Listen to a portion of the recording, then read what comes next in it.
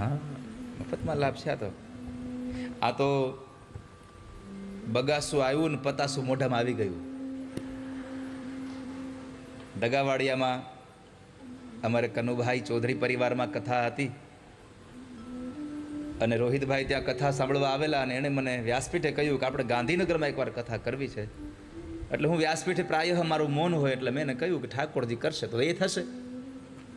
અને આજે ઠાકોરજીએ એ વાત સાંભળી પણ લીધી અને ભગવાન આવી પણ ગયા. બહુ સંક્ષિપ્ત કાળમાં આટલું મોટું આયોજન અને તમને આટલા બધા લોકોને આમંત્રિત કરવા, તમને બધાને બોલાવવા, 2-2.5 કલાકની પોથી યાત્રા લઈને નીકળવું અને આ તડકામાં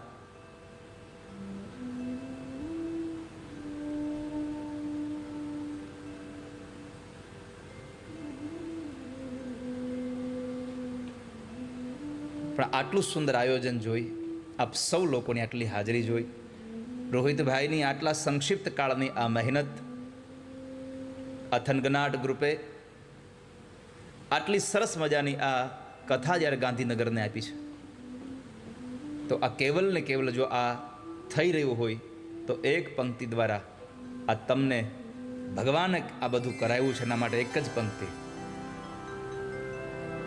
बस आपकी कृपा से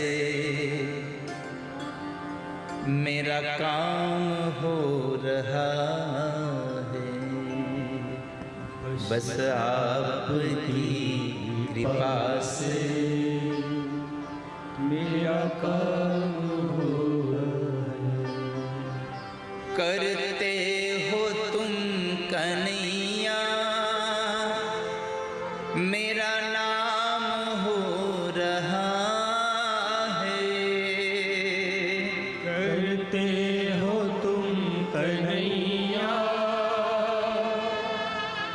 मेरा नाम हो रहा है, करते हो तुम कन्हैया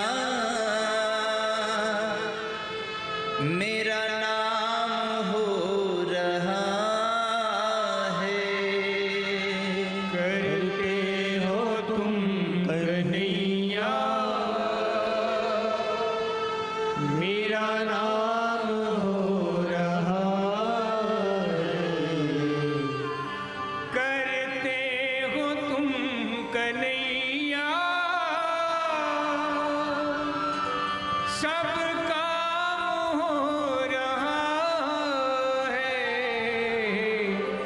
मेरा आपकी कृपा से सब काम हो रहा है। बस यही भगवान की कृपा से सब काम हो रहा है, हम कहाँ कुछ कर रहे,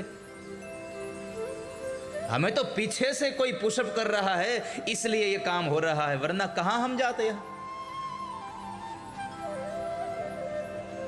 હું તો જ્યારે ગાંધીનગરમાં કથા આપી રોહિતભાઈ તમને તમે આ બધું આયોજન કરતા હતા, હું વિચારતો હતો મારે, મેં કીધું આ ગાંધીનગરમાં પહેલી વાર જાઉં છું, મારે તો એ જ વિચાર હતો કે મારા ઠાકોરજીના દીવાના કેટલા છે અહીંયા, એ જોવાનું હતું મારે તો. આજે ખબર પડી કે હોય 100% હતા એ આવી ગયા છે, હજી 80% 90% 70% 50% 10% હજી આ હાથ દીમાં આવશે. આ જેટલા અહીંયા બેઠા છો ને, એક વાત કહું તમારા બધા માટે, તમે કૃષ્ણને પ્રેમ કરો છો એવી આશામાંથી નીકળી જાજો. કથાના પહેલા દિવસે ઠાકોરજી તમને કથામાં બેહાર્યા છે, ઠાકોરજી તમને પ્રેમ કરે છે, મારો ભગવાન તમને પ્રેમ કરી રહ્યો છે. બાકી ગાંધીનગરમાં ક્યાં ગુજરાતી સાંભળે એવા, ગુજરાતી સમજી શકે એવા ઓછા છે. અને અહીંયા એવું તો કીધું નથી કે તમારા ઘરે જ કોઈ આવતા નહીં. આ તો બહુજન હિતાય બહુજન સુખાય માટે છે કે જે આ પરિવાર, આ થનગનાટ પરિવાર આ સંસારના જરૂરિયાતમંદ લોકો સુધી જેટલી પણ જરૂરિયાતની ચીજ વસ્તુઓને પહોંચાડવાનું કામ કરી રહ્યું છે, એનું કામ કરી રહ્યું છે. એકવાર રોહિતભાઈ આપ આપની જગ્યાએ ઊભા થાવ અને બધા લોકોને તમે પ્રણામ કરી દો એકવાર.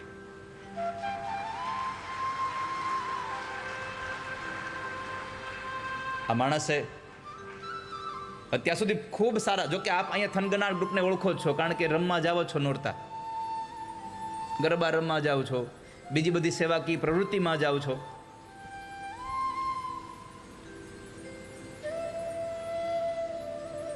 અને કમસે કમ આપણા સમાજમાંથી કોઈ પણ માણસ જ્યારે સેવાનું કામ કરતું હોય ત્યારે આપણે આર્થિક સહયોગ ના આપી શકીએ તો કાંઈ નહીં, પણ આપણે શરીરથી અહીંયા ઊભું રહેવું જોઈએ. હું સ્વયંસેવકમાં ઊભો રહીશ, તમે ચિંતા ન કરશો.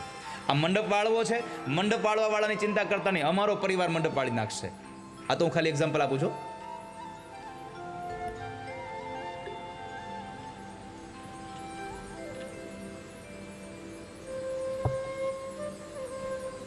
તો ભગવાનને પ્રાર્થના અને સાધુવાદ કે આટલું સુંદર આયોજન તમે ગાંધીનગરમાં કર્યું અને આ ગાંધીનગરના લોકોને આ આટલી કાળઝાળ ગરમીમાં આટલી શીતળતા મળે એવી ભગવાનની કથા આપી.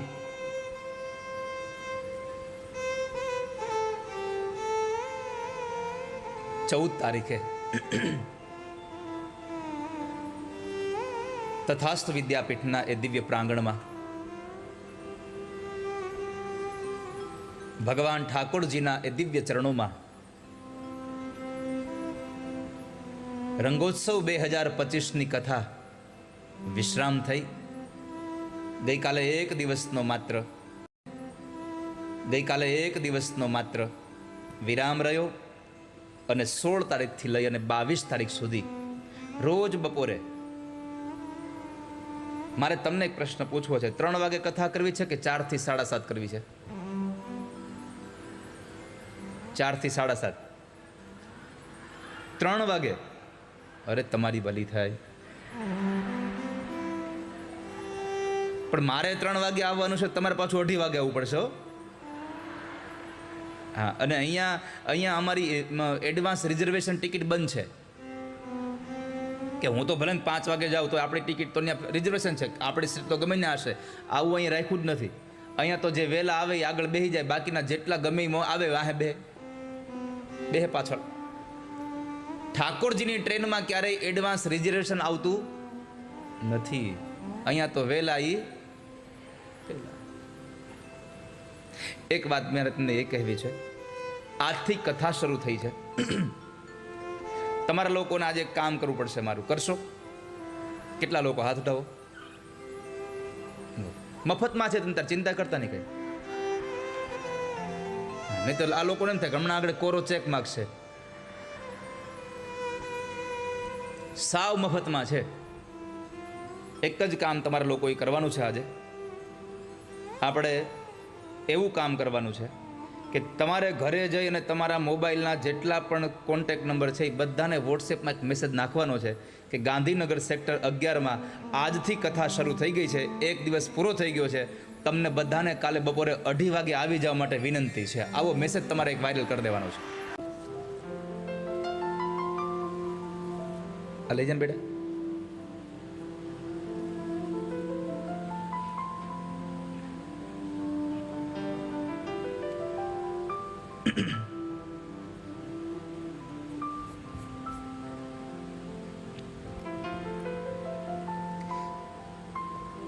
તો તથાસ્તુ વિદ્યાપીઠના દિવ્ય પ્રાંગણમાં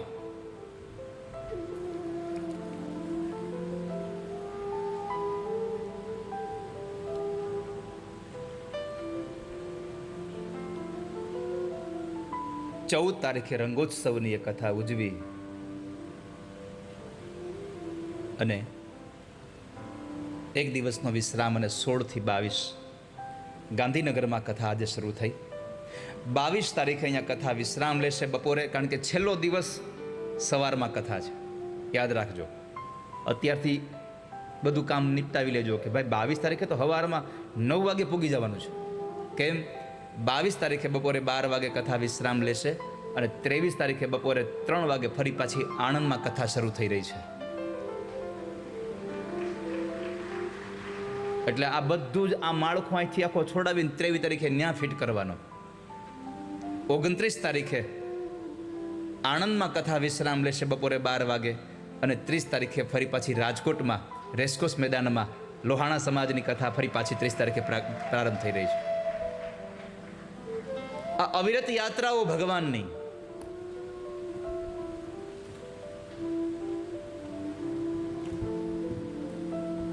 તો એ રંગોત્સવનો એ દિવ્ય પ્રસંગ ભગવાન ઠાકોરજીના એ દિવ્ય યુગલ ચરણોમાં સમર્પિત કરીને આજે પુનઃ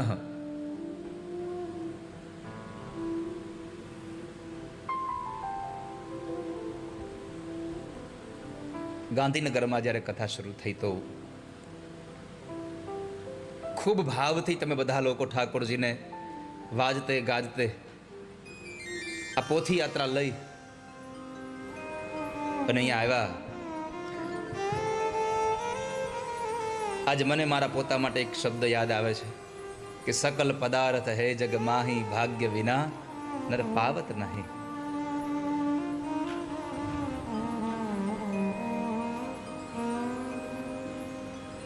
એક વાતનો આનંદ બીજો છે, ગાંધીનગરમાં અત્યાર સુધી જેટલી વખત આવવાનું થયું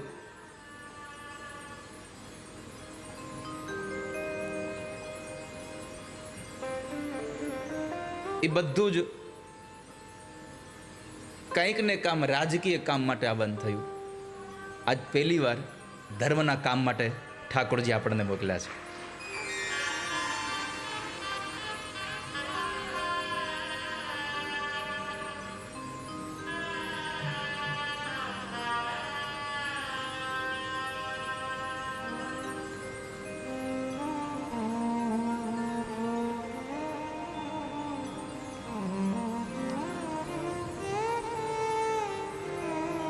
તો તમે બધા લોકો ખૂબ વાજતે ગાજતે ભગવાન ઠાકોરજીની એ નગર યાત્રા કરી અને પધરાવ્યા ભગવાનને.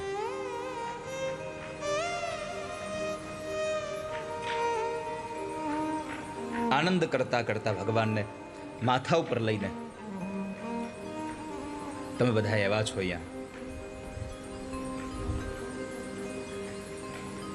આ કથા ભગવાન ઠાકોરજીની આ એનું દિવ્ય વિગ્રહ છે વાલા ભક્તજનો. આ સામાન્ય કોઈ પુસ્તક નથી, આ ભગવાનનું દિવ્ય વિગ્રહ છે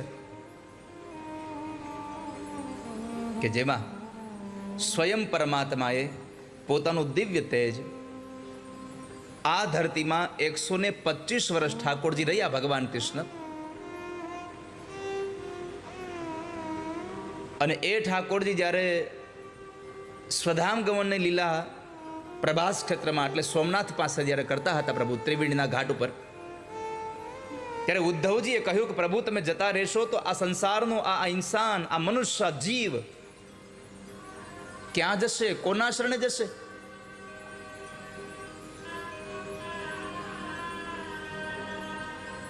ત્યારે પરમાત્મા કૃષ્ણએ કહ્યું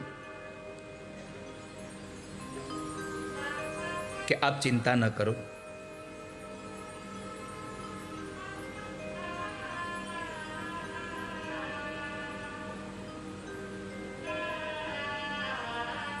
હું જઈ રહ્યો છું તો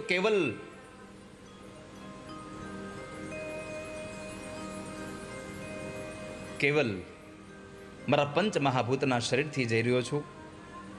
મારું દિવ્ય તેજ ભગવાન વેદવ્યાસના હાથેથી લખાયેલું જે ભાગવત છે એ ભાગવતની અંદર મારું તેજ પધરાવતો જાઉં છું. અને આ કલિકાલમાં ભાગવત એ મારું વાંગમય સ્વરૂપ કહેવાશે. આ સંસારનો દરેક જીવાત્મા ભાગવતના શરણે આવીને પોતાના દુઃખોને દૂર કરી શકશે.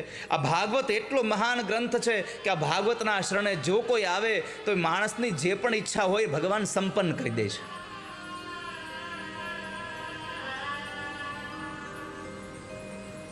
ભુક્તિં ચ મુક્તિં ચ દદાસि નિત્યમ भुक्तिं च मुक्तिं च ददासि नित्यम। चाहे इंसान कुछ लौकिक सुख के लिए आए तो भी भगवान संपन्न करते हैं, चाहे कोई इंसान भगवान के पास मुक्ति के लिए आए तब भी भगवान इस कथा में भगवान उनकी इच्छाओं को संपन्न करने वाले होते हैं।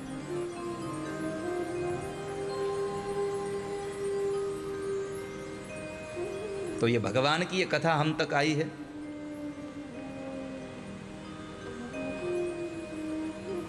અને ભગવાન આમ જોવા જાવ તો તમારી ઘરે આજ પહેલી વાર આવ્યા છે। તમારા ઘરે ભગવાન આજ પહેલી વાર આવ્યા છે।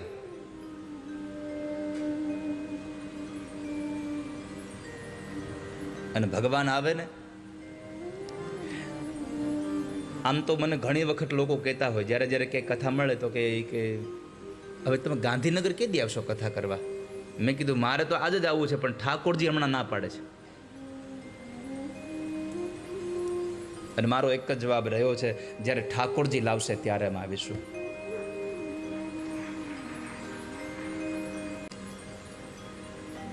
અને ભગવાન આવ્યા છે તો બે પંક્તિથી ગાવા લાગો મારી સાથે। હે આજ મારે ઓરડે રે આવ્યા અવિનાશી અલબે,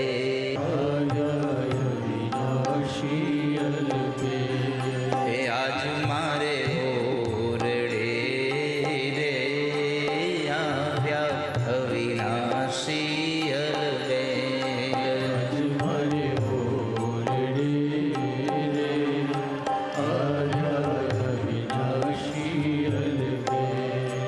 પુનઃ એક વાત મારી જે વચ્ચેથી છૂટી ગઈ હતી, તમને કહેતા કહેતા નીકળી ગયો હતો।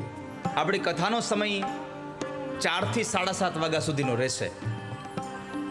રોજ માટે 4 થી 7:30 વાગ્યા સુધીનો રહેશે, કારણ કે 3 વાગે આ તડકામાં તમે 2 વાગે ઘરેથી નીકળો તો વળી ઘરમાં કહે હવે 2 વાગે ત્યાં શું કામ છે? 4 વાગે મારે આવવાનું છું, 4 વાગે મારે આવવાનું છે। તમારે લોકોએ મોડામાં મોડું 3:30 વાગે અહીંયા આવી જવાનું। આવી જશો કે નહીં? કોણ કોણ આવી જશો? ઓહો, પણ મેં કહ્યું તો યાદ રાખજો, ઓલું ઘરે જઈને વોટ્સએપમાં અને આજુબાજુ વાળાને હાથ પકડીને લેતા આવવાના, હાલો હાલો। કોઈને કથા સંભળાવશો ને તો એનું પુણ્ય મળી જશે। તો કાલથી કથાનો સમય 4 થી 7:30 વાગ્યાનો છે। આજે પણ કથા 7:30 વાગ્યા સુધી ચાલશે।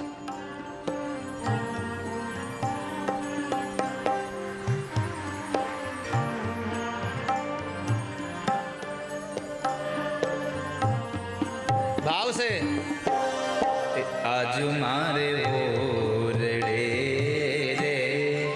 આવ્યા વિનાશી અલબેલ,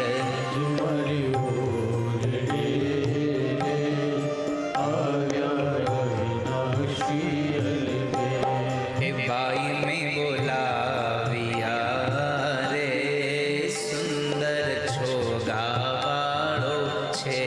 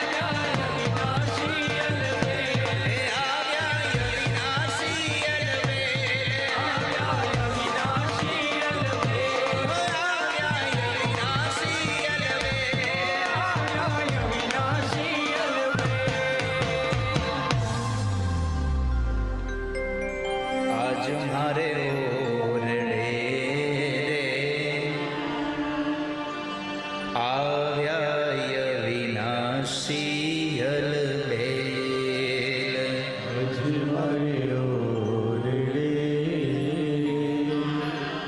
આવ્યા વિનાશી અરે બાઈને બોલાવ્યા રે સુંદર છોગાવાળો છેલ બાઈને બોલાવ્યા રે સુંદર છોગાવાળો છે. તો ભગવાનને તમે આટલા ભાવથી વાજતે ગાજતે લઈ આવ્યા.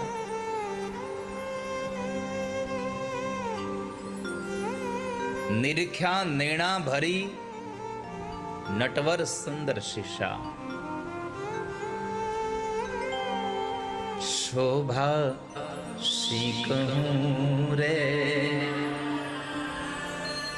નિરખિલા જે કોટિક કામ શોભા કહું રે નિરખિલા જે કોટી શું શોભા કહીએ ભગવાન તમારી.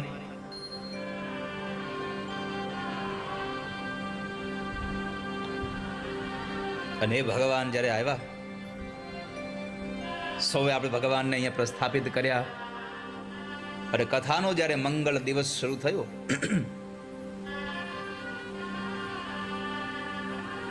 ત્યારે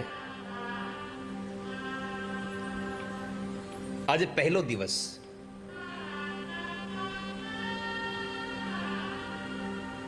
ભગવાનનું મહાત્મ્ય છે.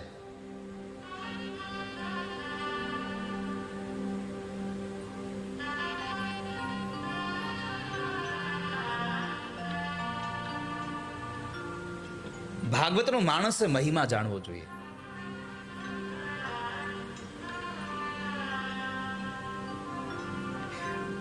મહિમા એ જ મહાત્મ્ય છે. 6 અધ્યાયોમાં ભાગવતનો મહિમા સ્વયં ભગવાન વેદવ્યાસે પદ્મ પુરાણમાં લખ્યો છે.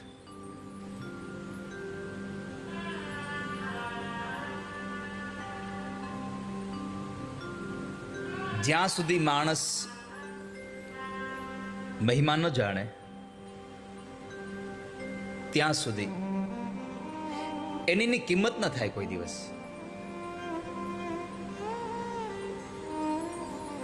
સામાન્ય રીતે તમારા હાથમાં એક વીંટી છે, પણ તમને ખબર જ નથી કે આ વીંટી સોનાની છે અને સોનું આટલું મોંઘું છે. એની જ ખબર ન હોય તમે માવજત કેટલી કરો, કેટલું ધ્યાન રાખો.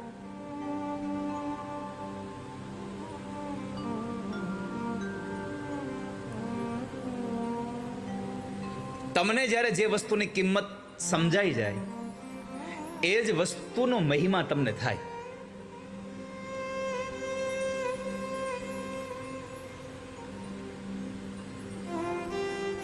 જેમ સોનાની કિંમત સમજાઈ ગઈ એટલે આપણને અત્યારે આપણા ઘરેણાઓની બહુ ચિંતા રહે. અને કેટલી ચિંતા. લાખો રૂપિયાના ખર્ચે બનાવેલા ઘરેણાઓ જ્યારે બારગામ આપણે કંઈક તહેવારમાં કંઈક પ્રસંગમાં જાવ શું કહી હવે ત્યાં ખોવાઈ જાય, એના બદલે જૂના પહેરીને જાય, નવા પડ્યા રહેવા દઈએ. સોનું મૂકી દઈએ ઘરે, એની જેવા લાગે એવા પહેરીને જઈએ આપણે. કેમ? ઓનો મહિમા છે. આને શું કામ તો કે ખોવાઈ જાય તો ચિંતા નહીં. તમને ખબર છે કિંમત એટલા માટે. એમ ભાગવતની, ધર્મની, શાસ્ત્રની માણસોએ આ મહત્વને જાણવાની બહુ જ આવશ્યકતા છે.